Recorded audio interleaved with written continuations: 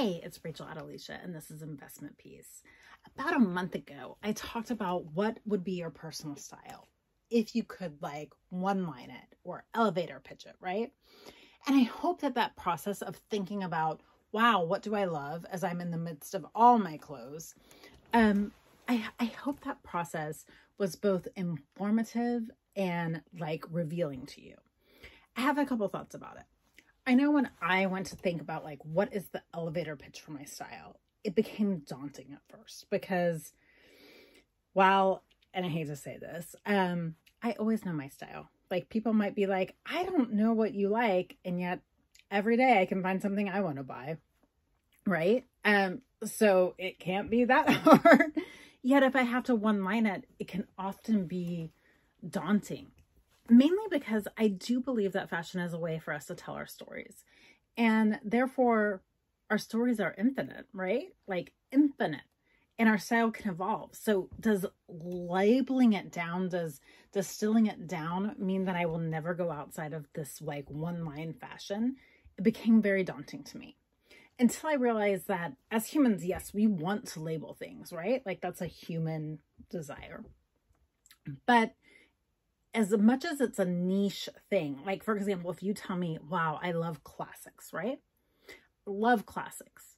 There's so many things from vintage to new in classics. There's avant-garde classics. There's fashion-forward classics. There's classics with a twist. There are so many classics within that one definition that you have endless playgrounds to play with.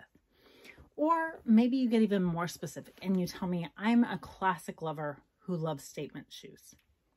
That lets me know you love shirt dresses, you love classic jackets, but you are willing to play with your shoes, right? It opens up more and more playgrounds. And I'm using the word playgrounds because I do think while fashion is serious and it's how we present ourselves, and it can evolve over time. Your fashion today might be classics, and then maybe your job changes to at home, or you switch careers, or all the infinite things. I'm going to move out here and become a little bit closer to you. But all those things might happen, and your fashion might change. And I think that is fascinating. So after a lot of thought and some attention to detail, I have distilled down my fashion, and that is elevated basics with a twist. And at first I was like, oh, I think that limits me. I'm a woman who loves a party dress, but they say maybe in leggings and a button down, right? And yet I realized by labeling myself that way is elevated basics, meaning that not just like your basics, but a step above.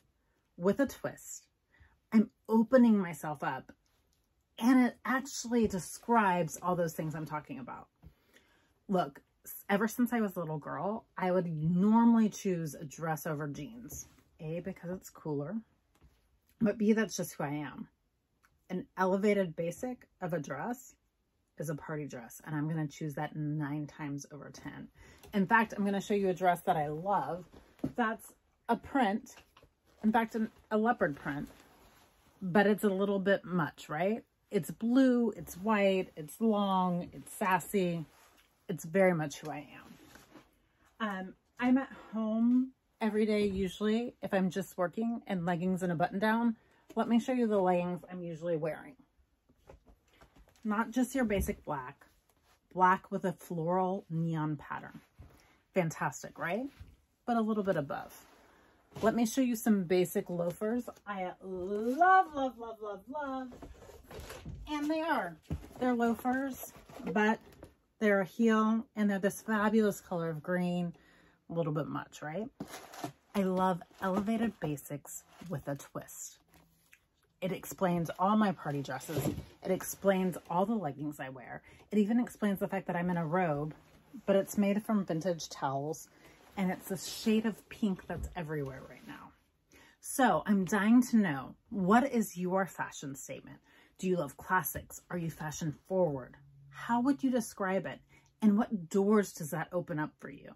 If you tell me that you only like classics, what else do you love? I can't wait to hear about them. I can't wait to explore these things with you, because the next step is for us to go out and see A, what we can call from our closet that's not us, and B, what we can bring in that is us. I can't wait to hear what your style is. This is Rachel Adelicia, and this is Investment Peace.